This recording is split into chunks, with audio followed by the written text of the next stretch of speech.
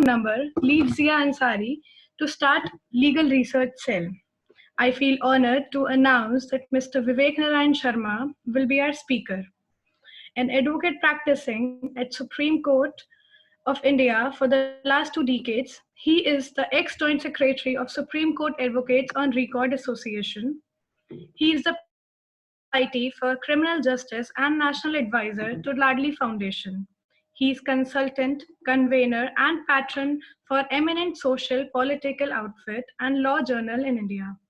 Vivek sir is one of the most popular, most discussed, and most read columnist for Times of India and Economic Times, and contributor of articles to the portal popular among legal fraternity called Bar and Bench. He has also authored the widely acclaimed book called Electionomics, Defining the Elections of India. He has filed and successfully argued many pro bono cases of public importance to improve the Hoosian spectrum of society. He provides free legal aid to the women of marginalized societies and patronages many other events and programs for the welfare of women through his NGO affiliations.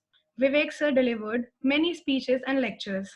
He has been awarded Star Advocate on Record by Business World magazine in December 2019, awarded Fit Legal Indian Icon by Glanbia Inc. in collaboration of Ministry of Health, FEMIS Award 2017 for Best Lawyer in Providing Free Legal Aid to Women, and Bharat Gaurav Samman 2017 by Today Live India. Now, I request our founder, Mr. Zia Ansari, to please shed some light to our today's topic before we start the session.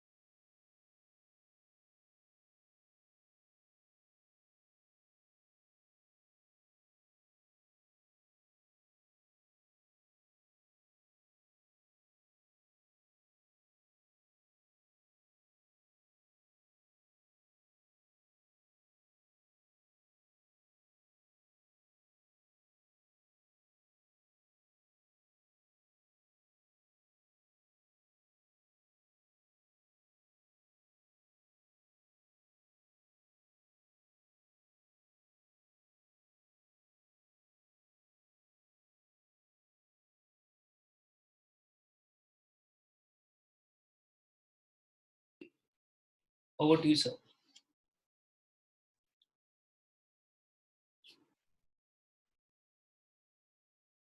Sir, you are unmuted. Sir, you can speak. We are not getting your voice.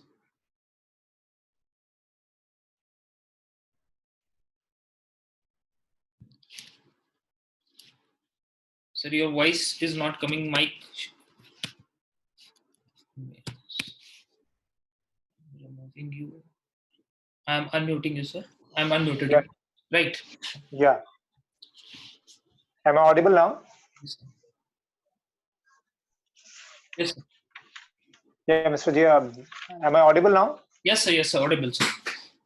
Very well. So, should I start now? Yes, sir. Okay. Good afternoon, everyone, and good afternoon to the Zia Academy and all the people who are following Zia Academy. And Zia and me go back in time, and then definitely means we have shared the stage on a couple of occasions where we have been speaking on several important subjects of law. And today we are confronted with a peculiar situation due to the COVID. And people, business people, private people, all around, we are seeing that there is some trouble in their mind.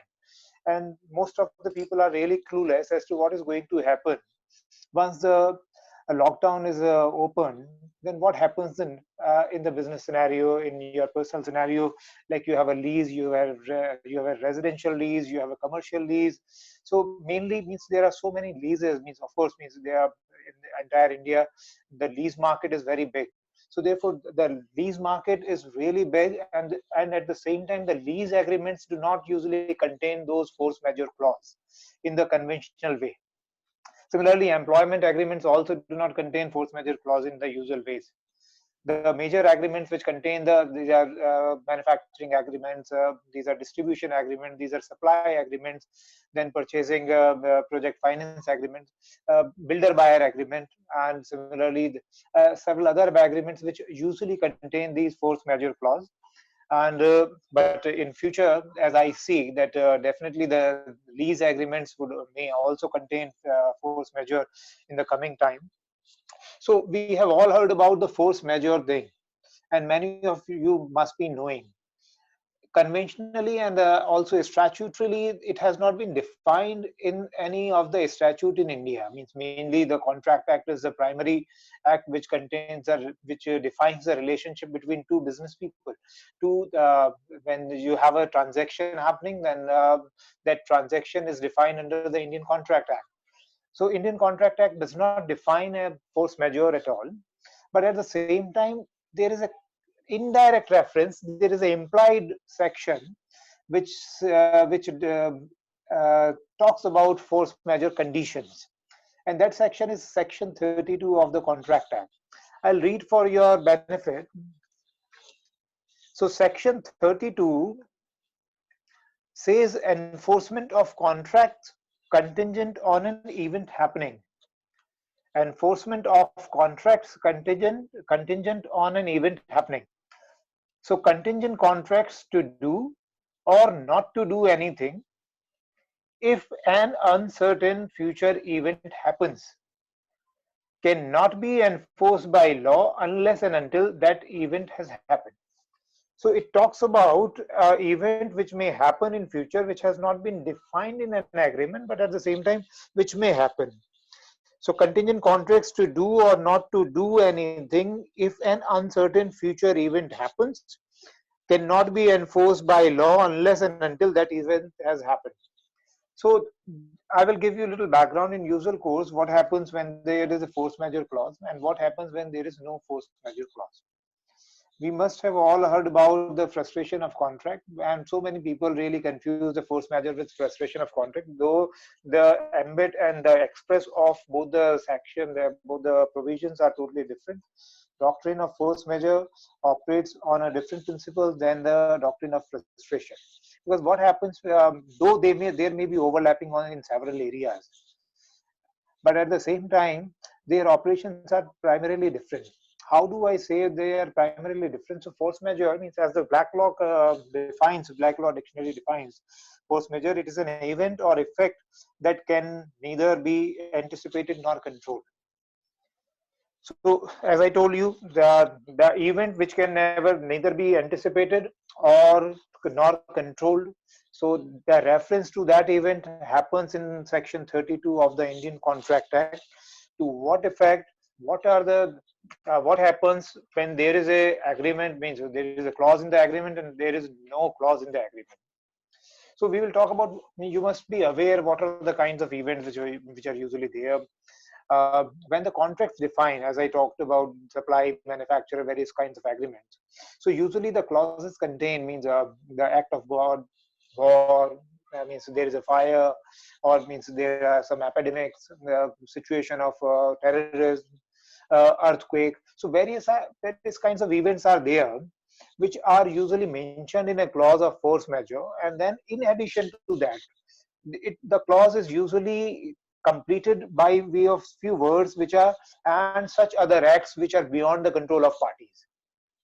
So such other acts, so it is usually the drafters of the contracts, they try to include even those events which are not comprehended in the force majeure clause that has been drafted by them. So in usual course, supposing, what is the effect if suppose epidemic is not written in the force majeure clause? Would the epidemic would come? It would all depend on the nature of clause which has been drafted. If suppose it is written in that clause that and such other acts beyond the control of the parties, then certainly those epidemics or any other calamity that is not defined inside that force majeure clause, then definitely it can form part. And then once it can form part, then what happens? We will talk about that what happens later on. Now I will talk about what happens when the clause is not there at all. So we are talking about, means I received so many queries with regard to their commercial lease agreements, with regard to even residential lease agreements, and people were talking about, okay, we had obtained this lease and then we have to pay, but at the same time business has all gone in haywire and there is no business at all. Then are we required to pay the rental value, or can we negotiate on the rents? So there are various kinds of questions which arose, and then I had to definitely respond to them on that. So what happens when the clause is there? Because in these matters, usually the force majeure clause is not there, or if it is there, it is very not very phenomenal, not inclusive, and very temporary transitionary clause which has been incorporated. Just casual reference has been given to the force majeure. So if suppose there is no force majeure clause mentioned in your agreement, then what comes to your aid? Then comes to your aid is section 56 uh, of the Contract Act. Section 56 means by virtue of some event, some action of the government of nature, there is an impossibility of act, there is an impossibility to performance. Then in that case, section 56, that the doctrine of frustration comes into picture. But at the same time, means can we say that the force majeure clause will be completely made redundant in a scenario like this? So it all depends on the nature of contracts, and therefore why I am saying it repeatedly, that it depends on the nature of contract, why we define, how we define, and the consequences what follow would be entirely dependent on the nature of the contract which is prepared by the draftsman for you. So if that contract does not define that, then you cannot get so many benefits which you may get by virtue of keeping a force majeure clause in the agreement. So it is usually, for what happens in the force majeure clause is, once an event happens, and for a temporary time period, for a transition period, you get a reprieve. Suppose there is an agreement, means, for example, I'm giving you another example. There is a lease agreement between you, and you have obtained this lease for commercially for running a restaurant in a place. And you have not incorporated a force majeure clause, and then you have incorporated a force majeure FM clause. So in the first event, when you have not incorporated a FM clause, then what happens? Then you cannot take aid of the fact that some event has happened by virtue of the performance of the contract has become impossible for you for a limited period of time, for a short period of time, or because you have not defined what kind of benefit can accrue to you as a party. So therefore you would be bound by section 56 if the contract can become void because of the continued nature of the calamity. So therefore the contract can be made void, and at the same time section 65 will come into play. So for the period you have enjoyed, the liability that accrues, you will have to pay. I'll read out for you sections 56 and 65 later on, but these are the happening. But considering that there is means now I am defining, okay, there is a force majeure clause which has been mentioned into that particular agreement. So once you say, okay, by virtue of an act of God, by virtue of in the current epidemic, means of course COVID-19 has been declared as an epidemic. So now suppose this clause, contains that epidemic, and then we are covered. So what will happen? So what will happen will be defined in the agreement itself. If you have not defined, then at best you can just say, okay, there is a force majeure clause, so performance has become impossible, so therefore the contract can become void. But at the same time, if suppose you define in that agreement, okay, by virtue of any act of God or epidemic, if the lessee is unable to utilize the premises for running the restaurant for a particular period of time, then in that case the liability of lessee would be to pay half the rental price, or 25% of the rental price, or maybe no rental price, depending how you define. So ultimately, whatever you define in that force majeure clause, what kind of ends you create, so you would be able to take those benefits only. and you will have to be very specific. You will have to provide specific circumstances and events under which that clause will become active. Then what are the conditions of the application when this clause will become active? And of course, you will have to also define within that within the ambit of that contract, what would be the consequences. So there can be consequences of frustration of contract which you can achieve directly by way of section 56 if suppose you have not defined consequences. But then you can also define temporary consequences like suspension of the obligation of one party or both parties, depending whatever written in the agreement, it is valid. Or you can relieve yourself from the performance. So these are the consequences you will have to define within the clause itself. So when you are drafting, means after becoming a lawyer, when you are drafting an agreement and you are drafting a force majeure clause, so looking at the current scene, what we learn from this scene is this, that you will have to define the consequences also. Consequences in the nature of temporary consequences, consequences in the nature of permanent consequences. Whether you define or not, permanent you will get, that the agreement can become void.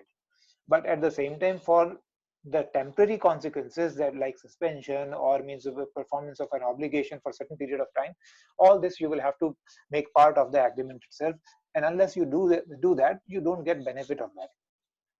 So for force majeure means event should be beyond control of the parties. It is to demonstrate parties, and when you suppose means all this has been done, and now you have to go to the court, means there are somehow means there is no mitigation of the situation between two parties, and then what happens, ultimately party end up in going to either arbitration or to the court. Then what happens? Well, all you have to really prove, you will have to prove that event was beyond the control of the parties. The event on which you are relying on to invoke the clause of force majeure has to be proved that this was beyond your control. So somewhere you could have taken preventive step. For example, uh, COVID has been spread, but at the same time, the medicine means we in today's time the medicine is not ready with us. But suppose the medicine is ready with us, and at the same time we are not taking that, or we are not utilizing that. So if suppose medicine is there and we are not using it, means for the purpose of running our business, or means whatever requirements are there to safeguard the people who are coming to join us, or you cannot really fasten the obligation on the people who are coming to the restaurant to take medicine. But at the same time, means if medicine is ready, that fact would be ample enough, that fact would be good enough that this is a curable, this has become a curable disease. So therefore you cannot take benefit of force majeure in that kind of circumstances, something which is beyond control of parties and something which has come under the control of the parties or in general sense. So you will have to prove event has been beyond control, and then you will have to also demonstrate that the parties try to mitigate the impact of such an event. If there is some possible manner, some possible way that you can act by way to mitigate that event and to really perform the agreement which is required, which is between two parties, then in that case, if there is possibility of that performance and then you do not try to mitigate that circumstance which has negatively happened, then in that case you get a negative from the court. And then third is you may require to, at the same time, you may require to issue notice of force majeure event, and showing that there is impossibility of performance before going to court. So these are the general essence. This is the general essence of the force majeure clause. I'll read for you. I have already read for you section 32. 32 I'll read once more. That is enforcement of contracts contingent on an event happening. Contingent contracts to do or not to do anything if an uncertain future event happens cannot be enforced by law unless and until that event has happened. If the event becomes impossible, such contracts become void. So even this section 32 contains that if the event becomes impossible, then contracts become void. Then section 56 reads agreement to do impossible act. So an agreement to do an impossible act in itself is void. So here in 32, it may later become impossible to perform. Here the the heading is agreement to do an impossible act itself void, but at the same time it later on provides contract to do act afterwards becoming impossible or unlawful. So then the second head is a contract to do an act which after the contract is made becomes impossible or by reason of some event which the promiser could not prevent, unlawful, becomes void when the act becomes impossible or unlawful.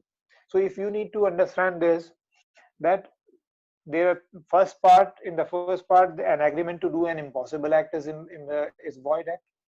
Then subsequent to entering the agreement, the act becomes impossible, like becoming impossible or unlawful or unable to be performed, then in that case it becomes void.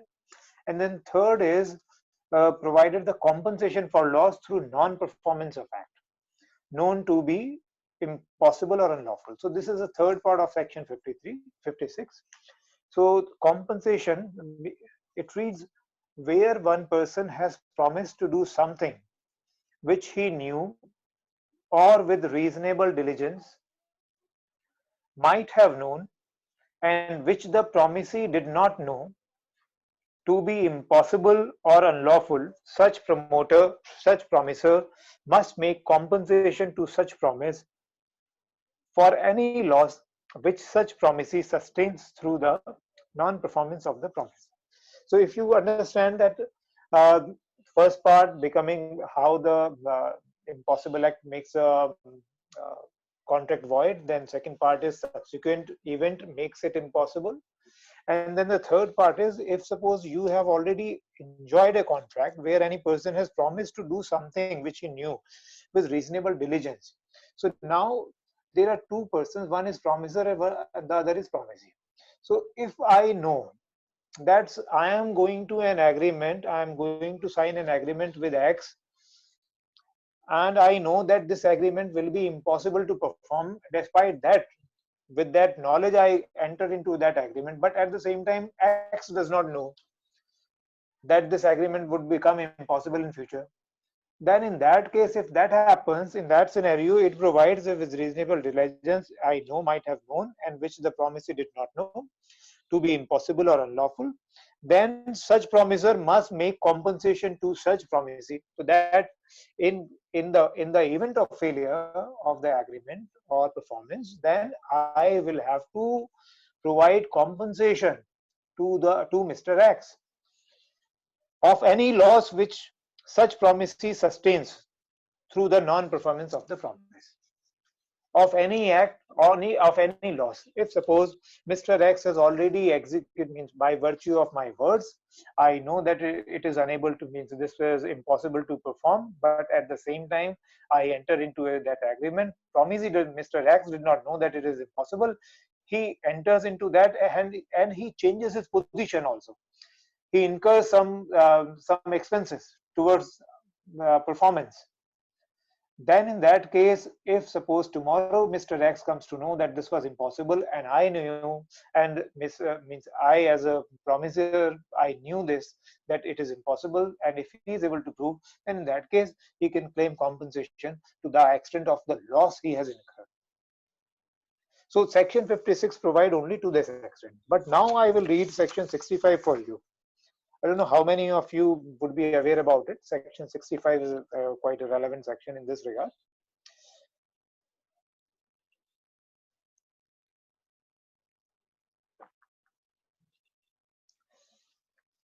So the title of the section is Obligation of Person Who Has Reviewed Advantage Under Void Agreement or Contract That Becomes Void. So some portion we had seen to what extent, to the extent of loss, we have to provide compensation to the promisee in under section 56. Now we are talking about obligation of person who has received advantage under void agreement or contract that becomes void.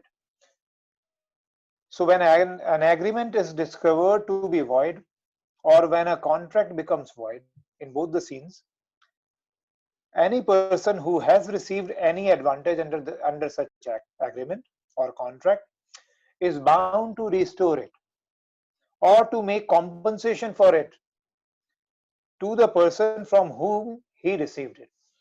So by virtue of an agreement, if means there is one thing is we have incurred some losses, then in section 56 we have to refurbish those losses. Here it talks about around the same kind of language, but at the same time, any person who has received any advantage under such agreement or contract is bound to restore it. So consider here, promisor and promisee both have their promisee both had changed the scene, incurred some expenses. So only promisee gets the benefit by after proving that this event was known to the promisor, that it is impossible to be acted. So therefore, promisor is under the liability to restore those losses. But here, both the parties can claim against each other.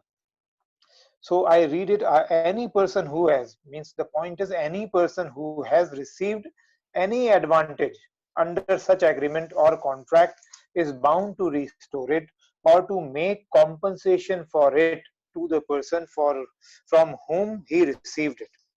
So now there have been a lot of hue and cry that for the period we are going to see a lot of arbitration and litigation in the coming time after the COVID condition restores and pre-COVID condition restores.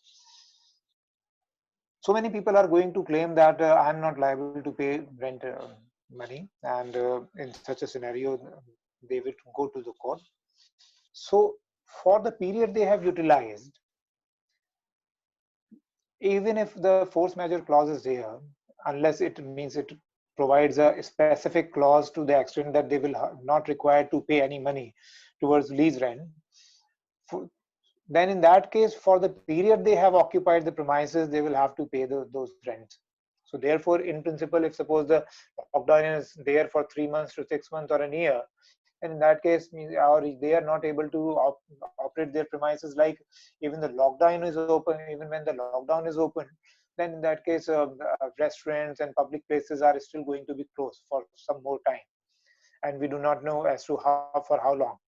So in such a scenario, these litigations are bound to come, and then nature of proofs would be different, and of course primary proof would be okay what the clause contains, and section 65 would be for the person who has given their premises on rent, on lease, and they can take recourse, okay, they have utilized the premises, so therefore they cannot seek, even when they are seeking for seeking the frustration of contract under 56, even then they will have to pay under section 65. So various conditions would arise, and we'll see what happens in the coming time. So this is what I have to say. Ziad, can we open the floor for some questions? Yes, sir. Anybody who want to ask any question to the sir, please raise your hands, and we will unmute you for that time period. Any question anyone want to ask?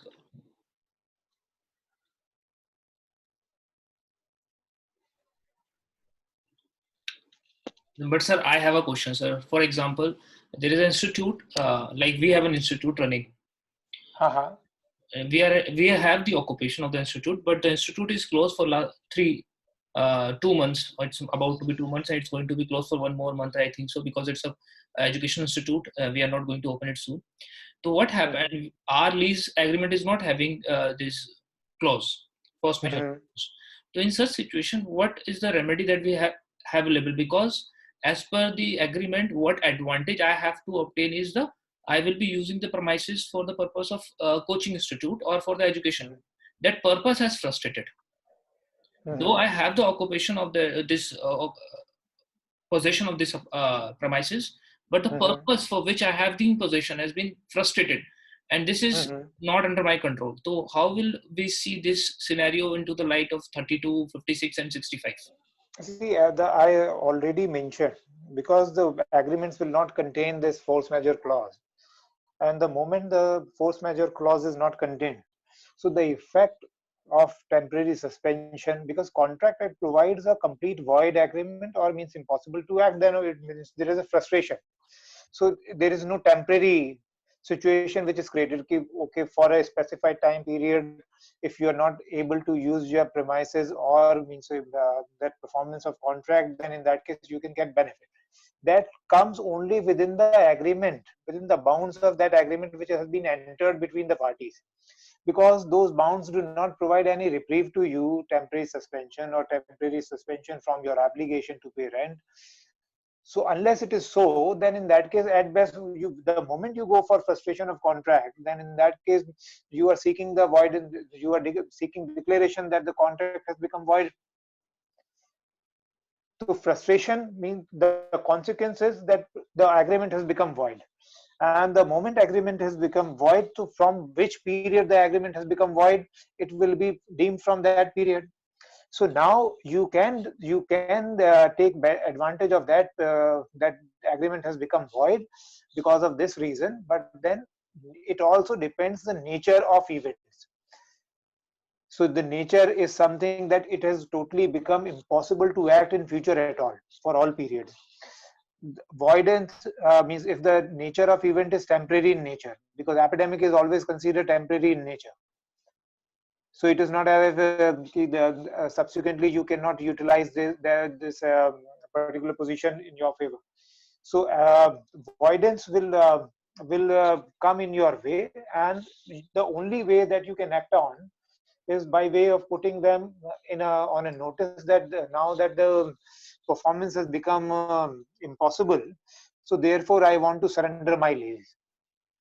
Okay. That's one part. The second part is you can also say that I want you to renegotiate with me for this period because this has become impossible for me to perform. I am not able to utilize my resource, and the purpose for which I had obtained this lease, I am not able to utilize it. So therefore, you kindly suspend the rent for that period. But what happens, it will depend whether the other party is going to respond to you or not. In all likelihood, the other party will not respond to you at all. They will not write a single word to you. So these things will come, and so many things will come. It will depend how courts are going to decide in the coming future. But as you must have seen the mood of Supreme Court, Supreme Court has already denied certain benefits to the parties with regard to paying of rental obligations. Even for that matter, some Yes. lawyers approached in a petition and then asked the Supreme Court to suspend the rents, rents of the chambers given to the Supreme Court advocates. The Supreme Court said no, you will pay. Yes, yes. So if Supreme Court is going to give such an example, then in that case, all the other courts will not really burn their hands by not following what the Supreme Court has done. Okay. So one more thing, I want to know how you will see the construction of contract after pandemic, because what we have seen, we constitute contract in some particular manner before pandemic, but after pandemic, this clause has immediately has origined as one of the most important and a vital point into a contract. So how you will see the drafting of a contract after pandemic? See, two things might change because two things which are primarily in problem for people all around. That and especially the commercial leases, like you have obtained for running a coaching institution or a restaurant or a commercial purpose, then in that case, those non-utilization of premises for this long period. So in the coming time, the lease agreements will definitely going to they are definitely going to contain this force majeure clause with an effect of temporary suspension and non-payment of lease money to the landlord. How far the landlords are going to accept it, that is a future question. But the tenant would be all the lease agreements, means all the big companies who take lease agreements, they are going to make this clause a compulsory clause in their agreements. And it would depend in the big markets. So of course, in the high quantum lease, definitely it will happen. In the low quantum lease, because the landlords have bigger say, then in that case, I do not know means how far the landlords will agree to this particular clause. Then comes the second part. you said what did you say? The another thing that you had asked? I just How missed it. you would see it into changing scenarios, future mein, how it's going to change So, one is lease and then employment contracts. Yes. So the employment contracts would be in the coming time period. It would be so that even the employment contract may contain a force majeure clause, because so many companies, the government, the moment they had declared the lockdown, they had also requested all the companies and all the individuals that do not relieve your workers at all, pay them for the period of lockdown, whether they are working or not, so that they could also sustain. But at the same time, it has become difficulty for so many big companies. If suppose all the economic activities have slowed down a big way for the companies, then in that case, how can they really pay?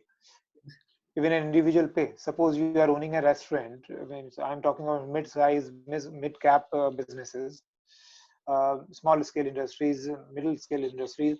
You are a restaurant, you are a hotel, then there is no activity at all. How could you pay thousands of staff when you are not earning anything? So it becomes difficult. So government, while it is easy for the government to say, but at the same time, how the business person going to mitigate that particular dictate from the government? So the in future, maybe employment contracts may also contain the similar clause. So this pandemic scenario is going to affect strongly upon our drafting pattern. What I see, because we have seen this clause in Western countries very mostly used, but in Indian scenario we don't use it. Even we don't see the employment contracts in mid business like coaching, restaurants. They pick up the person like an employees and they put them on without having any contract. What we see in Western countries, they normally draft a very systematic way and they then put them into this. How you see this system? You see, India's employment is a vast base of informal employment. Exactly. Around more than 10 crore people are on informal employment. And then there are formal employment, like there's a hotel means, and they have on a by way of entering into an employment agreement, they have entered somebody into their services. But then there is a restaurant which may be housing 100 people, but at the same time, as none of them they have entered into an agreement. Exactly. So the informal sector is going to be definitely there, and so informal sector, how far they are going to use this force majeure clause, because they are not issuing any the appointment letters for various reasons. So therefore, it won't affect them. But yeah, formal sector, there is software engineering, IBM. Suppose there is IBM, Cisco, various other companies. So they may incorporate, because they also keep some around 10 to 20% of staff on bench strength for any probable project which may come to their kitty. So therefore, they always keep that bench strength a bare minimum 10 to 20%. The bench strength may be more. So it depends. But at the same time, if suppose after this epidemic, they may rise to the occasion and contain their employment agreements may contain the force majeure clause. If suppose for due to any epidemic, anything happens, and by virtue of that their operations are stopped or their operations are restricted, then they would be free to retrench you without any pay package. So maybe possible in coming. So there is a question from Kiran Barua. Kiran, please, you can ask the question. I'm unmuting you. Yes. Good evening, sir. Good evening, As you have said, sir, as you have said the point that the government have requested all the companies or various other institutions to not let go of their employment and to take care of their employment by giving them salaries right now in this situation, sir. So for like software companies, like we have Google and many other software companies, where the employees can do the work from home. So it's convenient for them since their work is being run. But what about those industries like where you need people to work? For example, the airlines industries, where you need people to work. And right now, those companies are completely down. So how do the government expect them to pay the salaries to the employees when they do not have any business to go through? Yeah, it's a see. So there Government is has some definitely differentiation. government's wisdom is not very high wisdom in this matter. Where while we need to protect the jobs, but at the same time we also need to protect the business that we have. Unless we protect the business, we do not protect the job. So government has given to my mind, government has definitely given only advisory. It is not mandatory to some extent, if we see as it is, because it is in the form of advisory. So it is not a means something that companies may in the coming time retrench, and then if anybody takes recourse of the government advisory, so then it remains to be only advisory. So they are not bound to act upon it. So government has played a card, as it appears, to please the labor class, or means the working class, that the government has advised all the companies not to retrench them, not to throw them out. But at the same time, if suppose they are thrown and tomorrow they go to the court to take the recourse, then it remains only advisory, and that fact will be known to the people only after they file the court case for their reinstatement, and they will get to know this fate only after a year or two. So it's a double-edged card Yes, played by the yes. government, presently pleasing this, but at the same time, sectors may still put them out, throw them out. Okay. Any question anyone want to ask more? Yes, one question. Yes, Akansha, you can ask the question. I'm unmuting you. Akansha, you can ask. Not having a voice of Akansha.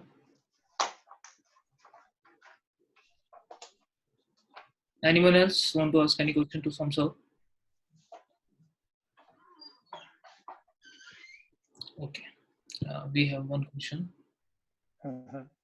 Minakshi, I'm unmuting you. Please. Manshika, please ask the question. Yes, sir. Sir, good afternoon, sir. Sir, I have a Mhm. question that you said force majeure clause is available for lease only, or also for the rent also, like the person who resides at their home on a rent basis. Is this clause Mhm. available for them also?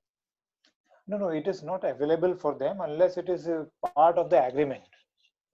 So if it is not part of your lease agreement, then you cannot take recourse of the force majeure clause except for seeking frustration or temporary suspension, which you can by virtue of giving a notice to the landlord that because you are unable to utilize the premises, so therefore you request him to and though the force majeure clause is not part of the agreement, but at the same time you wish to invoke it and seek suspension of the rent for not being able to use the commercial space.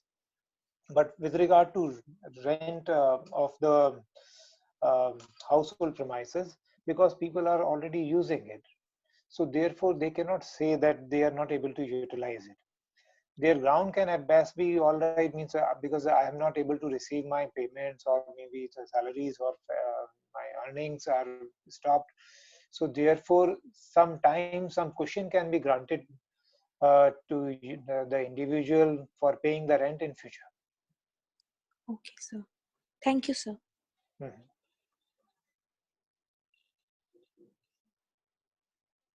Am I audible now? Yes, Akansha, Yeah. you're audible. Yeah. Good evening. I just have one little query. When we read supervening impossibility, and we further read the cases which fall under supervening of impossibility and cases which do not fall under supervening impossibility, there we read if a performance is difficult under commercial hardship, if a performance is difficult, that does Mhm. not fall under supervening impossibility. And you just said that a pandemic or an epidemic is a temporary phase. That means it is difficult to perform for a certain period, or where Mhm. if we I will further come out that we take strike and lockouts as a temporary phase. So we do not cancel Mhm. our contracts on supervening on a ground of supervening impossibility. So how Mhm. can a pandemic fall on this ground? I just have a query. out of my fundamentals.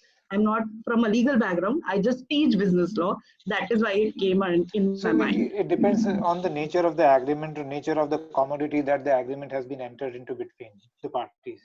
If suppose nature of commodity is such that the time period, if suppose you have purchased some perishable goods from some party, and due to lockdown you cannot really have the delivery of those goods, then by virtue of this the act has become impossible. The agreement has become impossible to perform. So supervening possibility is one area, but at the same time now you cannot really receive those goods. Hmm. The other person cannot dispatch, you can't receive. So therefore the agreement becomes, because it is the goods are of the perishable nature. So that means it becomes So subject. the agreement will have to means this doctrine of frustration will definitely apply in such a scenario. But if suppose that the goods are of such nature that they can be delivered after a while, Hmm. so then in that case doctrine of frustration will not apply. Okay, it will be subjective and dependent upon a condition of the contract. Yes. Yeah. Okay. Thank you so much. Means there are millions of possibilities based on the contract, nature of parties, nature of goods involved, so the nature of commodity. So there are various combinations which will give you various different results. Okay. Okay. Thank you so much. Okay, pleasure. Any more question, please? Anyone else want to ask any question from the sir? Okay. Thank you, sir. Thank you very much. It was Okay. really so enlightening, and it was really happy to see you after so much of time. And I'm Same seeing here. you. I'm seeing you in this like me. I've never seen you like in this beard. You always this shows your effect of being locked down. But you are looking very smart and healthy. Be safe. Thank you Very much and Yeah, supporting thank you for us. very much, and all the best to you all. And be careful in the coming time, because Yes. a lot of cases are increasing day Yes. by day. So Thank you. let's hope and let's pray Yes, for sir. all of us. Hoping good every day. Bye bye. Good day to all of you. Bye. Thank you, sir. Okay. Bye, everyone.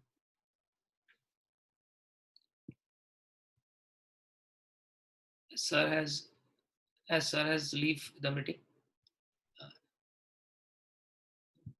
Sir has left the meeting, and everybody, hope you people like the event. Your certificates will be reaching to you by 5. Any queries, if you have any queries, you can ask, you can send us to a mail. Sir will be responding to our mail also. So if you are having any queries responding to